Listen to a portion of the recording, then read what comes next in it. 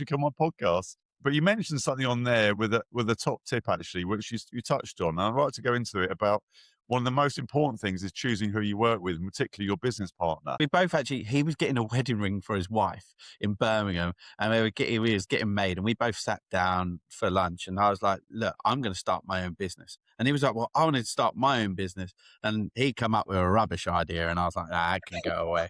He still says it's a good idea today, but we're not doing it. But generally, you got to find someone that ultimately has the same goals as you, but you're not going to fall out getting there if you choose different. Like, we both have the same goal. Do you know what I mean? We want to get it. Sometimes we might have different routes to get there.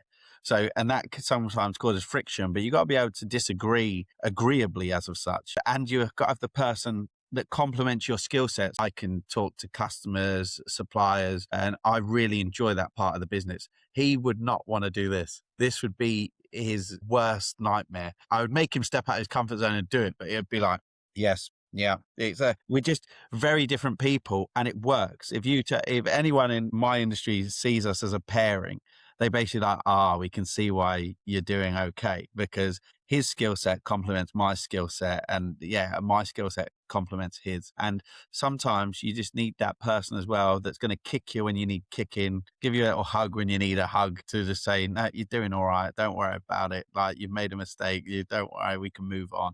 It's just picking the right person. I'm interested because lots of people have got mates, obviously, and talk about their dreams, their goals and ideas. And when you're young, and maybe idealistic and think it's going to be easy, you may not have the foresight to actually, it sounds a bit brutal, but to sort of analyze that person you're thinking about going into business with. Now, did you think you did that, or did it feel natural that you sort of complemented each other? To be fair, no. Luck out. Yeah. No, to be fair, if I did it now, I'd definitely do it differently. But I kind of knew how he was as a person, if you know what I mean. But that's a great question, because no, I didn't really analyze it. I knew he'd work hard. I knew we were different, but obviously I kind of said, look, this is what I'm good at.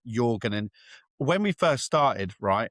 So obviously we have roofing merchants. That's how we started. So when I first started, I basically said to him, I will get the business, we'll go in. You need to do everything else. So he was my van driver.